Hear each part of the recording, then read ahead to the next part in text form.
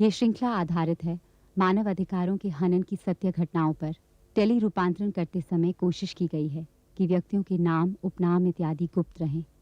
कुछ खास जगहों पर घटनाक्रम को दर्शाने के लिए काल्पनिक पात्रों का प्रयोग किया गया है। कोख के अंधेरे से मौत के अंधेरे तक, यही जीवन यात्रा है हमारी बेटियों की।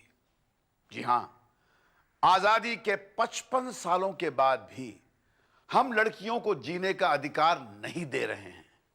डाउरी की समस्या हो, लड़कियों पर बढ़ते अत्याचारों की समस्या हो, विरासत में हिस्सा देने का डर हो, सबका एक ही इलाज है, लड़कियों को पैदा मत होने दो, उन्हें मार डालो। बेटों की चाहत में हमारा समाज किस हद तक गिर सकता है, आइए देखते हैं आज की हकीकत के इस एपिसोड में। पुत्र प्राप्ति की लालसा में लड़कियों की कतार पैदा करने वालों के लिए 1980 का दशक बहुत ही लाभदायी साबित हुआ, क्योंकि वैद्यक शास्त्र ने गर्भस्थ शिशु के शारीरिक व्यंगों की जांच करने के लिए जो एमनियोसेंटेसिस का तरीका खोज निकाला था, उससे शिशु का लिंग भी जाना जा सकता था। बस तो फिर क्या था? जैसे ही लोगों को पता चलता कि गर्भ में लड़की है, वे गर्भपात करा देते। लोग खुलेआम धड़ल्ले से अनचाही लड़कियों से हाथ धोने लगे थे। महिला संगठनों की इक्की दुक्की आवाजें छोड़ दें तो सब इस तरीके से संतुष्ट ही थे। लेकिन एक दिन यस डॉक्टर। सर, एक टेक्निकल प्रॉब्लम है सर। क्या हुआ? मिसेस तो ठीक है ना? नहीं, वो ठीक है सर, उन्हें कुछ नहीं हुआ है। लेकिन जो बच्चा था सर, वो बच्चा था? क्या हुआ बच्चे को? सर, वो लड़की नहीं थी सर, वो लड़का था। What? Yes sir. लेकिन आप लोगों ने तो पहले कहा था कि वो लड़की है। हमने कहा था सर, लेकिन हमारे अपने लिमिटेशंस हैं, हमें उसके अंदर। मुंबई के आईएएस ऑफिसर डॉक्टर के पास गए तो थे अनचाही लड़की गिरवाने, पर गलती से वो लड़का था। लड़के के लिए आतुर आईएएस साहब के गुस्से का कोई पार न रहा। उन्होंने प्रेस की मदद से डॉक्टर को एक्सपोज करना चाहा, पर एक्सपोज हुआ समाज में लगा हुआ एक पुराना रोग, पुत्र प्राप्ति की लालसा और अनचाही कन्या। लैंगिक जांच के लिए एमनियोसेंटेसिस के उपयोग पर रोक लगाने वाला कानून सबसे पहले पास हुआ महाराष्ट्र में 1988 में, पर कानून बन जाने से दृष्टिकोण नहीं बदलते। सो पुत्र प्राप्ति की लालसा में कन्या हत्याओं का सिलसिला जारी रहा। आपने बुलाया सर? हाँ अनुआ, बैठो। क्या काम है सर? अनु, मैंने सुना है कि गोरेगांव की डॉक्टर मिसेस नायक खुलेआम सेक्स डिटर्मिनेशन टेस्ट करती हैं, और मैं चाहता हूं कि तुम वो स्टोरी फौरन कवर करो। गोरेगांव में? Anyway, do we have any leads at all? आप किसी को जानते हैं जो खुद उस क्लिनिक में गई हूं या? नहीं, मैंने अपने सोर्सेज से सिर्फ सुना है, और मैं ये चाहता हूं कि तुम वहां जाओ और इस बात की छानबीन करो कि क्या वहां वाकई में ऐसा होता है या नहीं। Okay sir.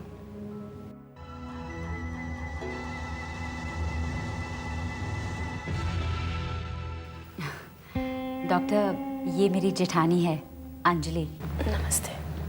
5वां महीना चल रहा है, लेकिन बहुत डर रही है डॉक्टर। डर रही है? क्यों? जी, असल में मेरी पहली 2 बेटियां हैं। अगर तीसरी भी बेटी हो गई तो मेरी सास मुझे बहुत। लेकिन इसमें हम क्या कर सकते हैं? अब जो होगा उसे तो स्वीकारना ही पड़ेगा। ऐसा मत कहिए डॉक्टर, मैं पहले ही बहुत सह चुकी हूँ। देखिए, अगर लड़की हुई तो हम उसका सेक्स बदल तो नहीं सकते ना। लेकिन गिरा तो सकते हैं ना।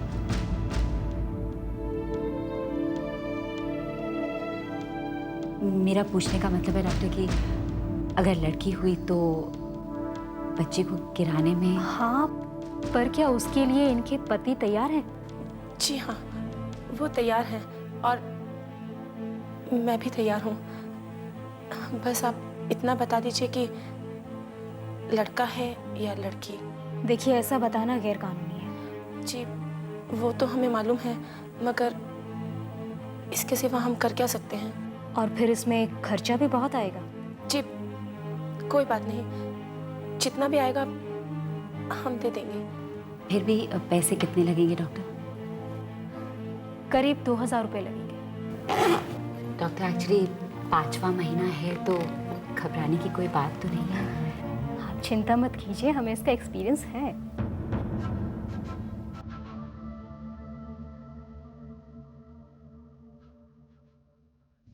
और हम निश्चिंत थे कि कानून है तो सेक्स डिटर्मिनेशन नहीं होगा। ये बात और है कि जिन्हें डॉक्टर नायक जैसे डॉक्टर्स नहीं मिलते वो पड़ोसी राज्य गुजरात में जाकर सेक्स डिटर्मिनेशन करा आते, क्योंकि वहाँ सेक्स डिटर्मिनेशन के खिलाफ कोई कानून नहीं है। हर साल कोई न कोई रिपोर्ट छप जाती लड़कियों की घटती संख्या की। परिस्थिति बदल तो रही थी पर बहुत धीरे। कुछ सामाजिक कार्यकर्ता तथा महिला संगठनों की कोशिशों से 1994 में देश भर में सेक्स डिटर्मिनेशन बैन करने वाला प्रीनेटल डायग्नोस्टिक टेक्निक्स यानी PNDT कानून पास हुआ। मैंने सोचा प्रगत माने जाने वाले महाराष्ट्र में जब ये हालत है तो और राज्यों में क्या परिस्थिति होगी।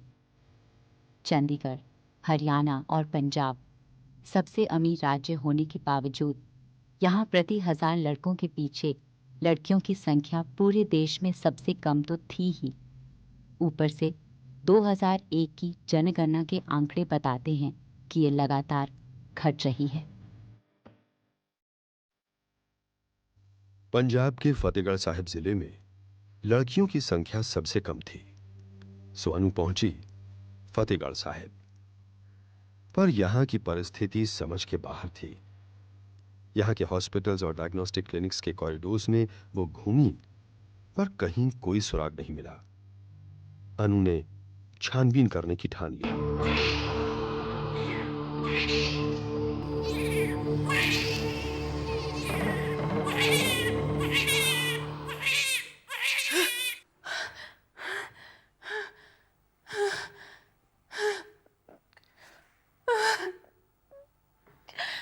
नहीं चाहिए, नहीं चाहिए।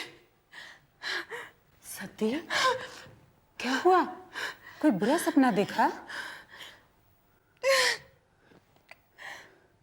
ये बच्चा नहीं चाहिए मुझे, नहीं रखना मुझे इसे। चुप कर सती, नहीं। देख बच्चियां देख रही हैं।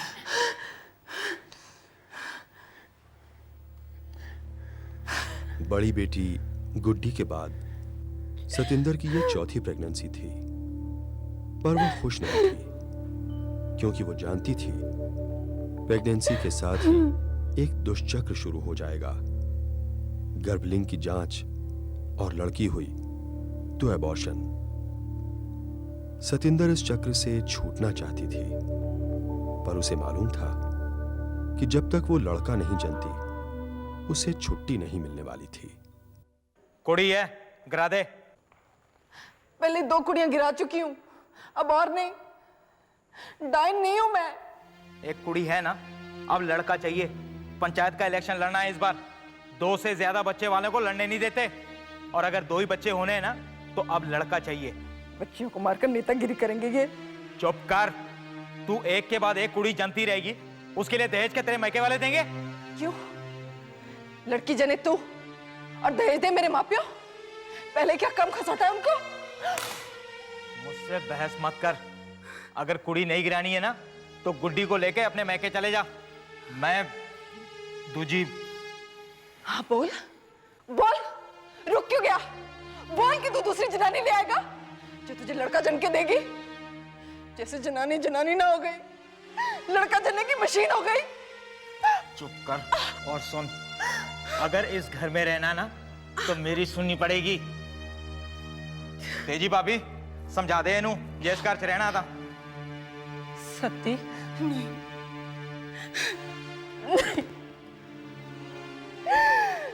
कितनी बार गिराऊंगी मैं अपनी बच्ची को, मुझे अच्छा नहीं लगता। सत्ती, दरवाजा खोल।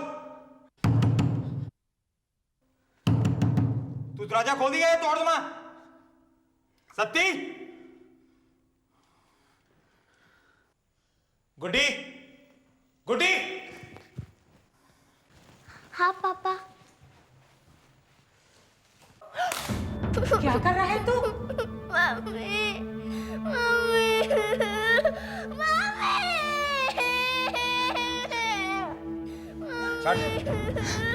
छठ नहीं। छठ अभी ले जाए अंदर। चल अंदर। चल चल। आखिर सतिंदर कौर ने हथियार डाल दिए। अपनी बेटी को मारने के सिवा उसके पास और कोई चारा नहीं बचा। स्पेशल नर्स ने आकर उसकी चौथी बेटी को भी पहली दो की तरह पैदा होने से पहले ही मौत के घाट उतार दिया। अधखिली अजन्मी बच्ची की लाश घर के पिछवाड़े दफनाई गई, पर सतिंदर के भीतर की औरत और मां कतरा कतरा मर रही थी। लेकिन सच्चाई कभी दफन नहीं होती। एक नर्स ने पुलिस को इस घटना की जानकारी दी। अपनी सतर्कता साबित करने के लिए पुलिस ने अपनी कार्यवाही में अनु को शामिल कर लिया।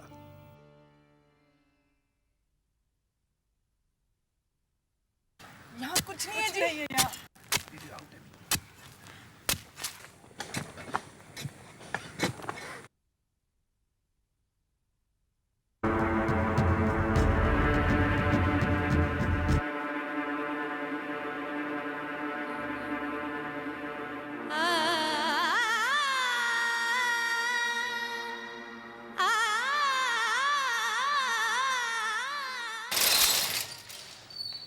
हेलो इंस्पेक्टर साहब। आप आइए। कहिए, कल आपने न्यूज़ भेजी कि नहीं अपने अखबार को? भेज दूंगी। इसीलिए मैं आप लोगों को बायस्ड अगेंस्ट पुलिस कहता हूं। जब कोई पुलिस वाला कहीं कोई गलत काम करता है तो आप लोग तुरंत छाप देते हैं, लेकिन कोई अच्छा काम करता है तो उसकी कदर नहीं करते आप। नहीं, ऐसी बात नहीं है। इनफैक्ट मैं उसी के बारे में आपसे पूछने आई हूँ। आपने उन दो औरतों को हिरासत में क्यों लिया हुआ है? लिया हुआ नहीं है, लिया हुआ था। वो सतिंदर की तबीयत ठीक नहीं थी, इसीलिए उसे 2 दिन के लिए बेल पर छोड़ दिया, लेकिन केस चलेगा उस पर। क्यों? क्यों माने? अरे कल आपने देखा नहीं कि उसके घर में लड़की थी, इसीलिए अबॉर्शन कराया उसने?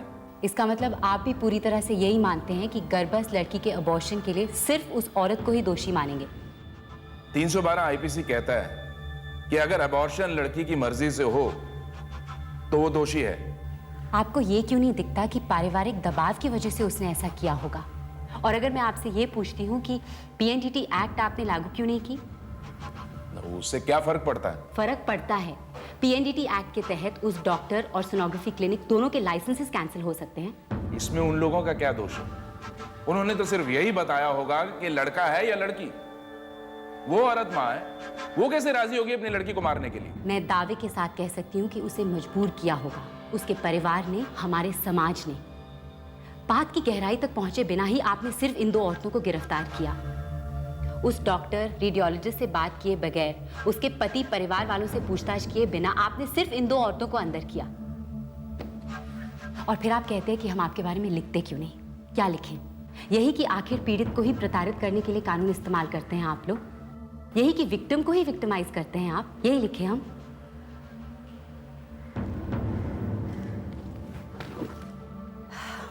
तो क्या करता? एक के बाद एक लड़कियां पैदा करता रहता और उनके दहेज के लिए जिंदगी भर पैसे जमा करते करते एक दिन मर जाता। हमारे समाज में कहते हैं कि कुड़ी ना हो तो ही अच्छा है, ताकि उसका दहेज ना देना पड़े। लेकिन हमारे देश में कानून है ना दहेज के खिलाफ। और फिर भी ये लोग दहेज के लिए बारात वापस ले जाते हैं। क्या ये देखा आपके कानून ने? लेकिन कानून को अमल करना तो हमारे हाथ में है ना। आप जाइए पुलिस स्टेशन में रिपोर्ट लिखाइए जो भी आपसे दहेज मांगता है। देखिए, समस्याओं का समाधान ऐसे नहीं होता। तो फिर कैसे होता है? बच्चों को मार के। आप हमारे परिवार के मामले में दखलंदाजी कर रही हैं। आप जा सकती हैं। जाऊंगी तो मैं जरूर, पर सतिंदर कौर को मजबूर किया गया था उस बच्ची को गिराने के लिए, इस बात का मुझे यकीन है। और बहुत जल्द पुलिस, कानून और जिला प्रशासन, इन सबको इस बात का पूरा यकीन हो जाएगा। और आप भी इस बात का यकीन कर लीजिए।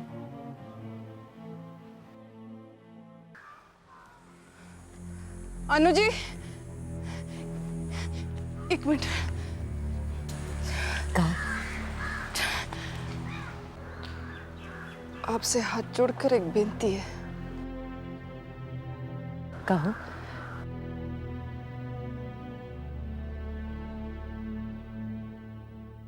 रब के वास्ते पुलिस में इनके खिलाफ कुछ मत कहिएगा, नहीं तो ये हमारा जीना हराम कर देंगे, हमें चैन से जीने नहीं देंगे।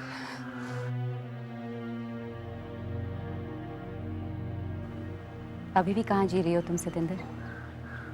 इस जीने को तुम जीना कहती हो, जहाँ अपने ही होने वाले बच्चे पे तुम्हारा कोई हक नहीं।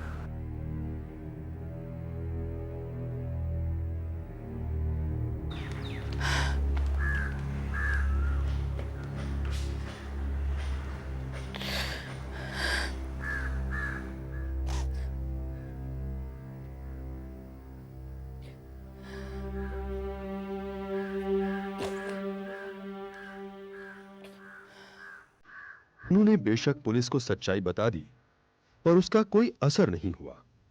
उसने लाख कोशिश की कि असली मुजरिम पकड़े जाएं, पर सिवा अखबार में रिपोर्ट छपवाने के उसके हाथ में कुछ नहीं था, और जिनके हाथ में कानून था वे कुछ करने के लिए राजी नहीं थे। पुलिस ने अनु के बयान को नजरअंदाज कर दिया। अनु बेचैन थी। क्या लड़की होना इतना बड़ा गुनाह है? ऐसी भी क्या घृणा कि पैदा ही न होने दिया जाए? आखिर किस बात में कम है लड़कियां लड़कों से? और कब तक जलेगी ये अजन्मी लड़कियों की चिता जो सदियों से जल ही रही है? अनु को इस ख्याल ने अस्वस्थ कर दिया। उसने इस विषय पर रिसर्च करना शुरू किया। अनचाही बेटी को पैदा होते ही मटके के अंदर डालकर मटके का मुंह मिट्टी से भर दिया जाता था, या बच्ची को पैदा होते ही इतना धान खिलाया जाता था कि वो उसके गले में फंसकर उसका अंत कर देता था,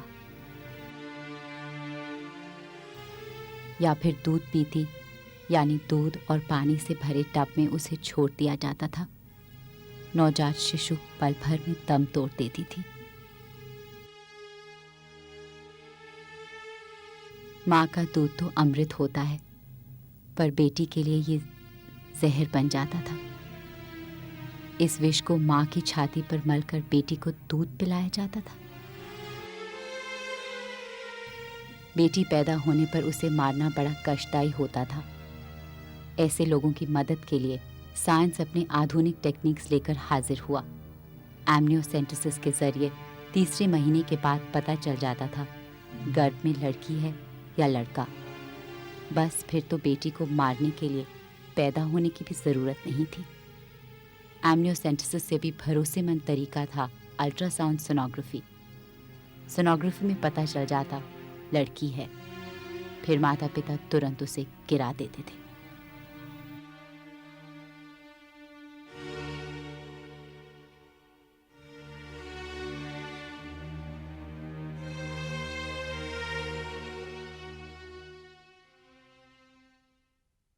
क्या यह समझना इतना मुश्किल है कि लड़कियों के या औरत के बगैर ये दुनिया नहीं चल सकती? वैसे कन्या हत्या रोकने की कई कोशिशें हुई। तमिलनाडु सरकार ने 1992 में क्रेडल योर बेबी नाम से एक स्कीम शुरू की थी। इसके तहत मां बाप अपनी अनचाही बेटियों को सरकार को सौंप सकते हैं। कहते हैं मां बाप का प्यार कभी बंटता नहीं, फिर ये बेटियां क्यों महरूम हैं इस प्यार से?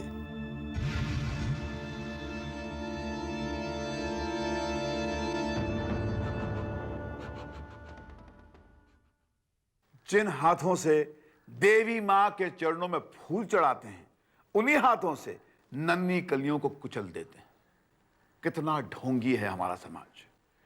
बेटियों को नकारने से बेहतर है हम समाज में प्रचलित गलत प्रथाओं को नकारें। पिछले दिसंबर 2002 के सेशन में PNDT prohibition of sex selection and regulation act 40 तब्दीलियों के साथ पास हुआ। अब कानून तो जब अमल में आएगा तब आएगा, पर क्या हम राजी हैं हमारी बेटियों को अपनाने के लिए? सोचिए और अपने अनुभव मुझे लिख भेजिए।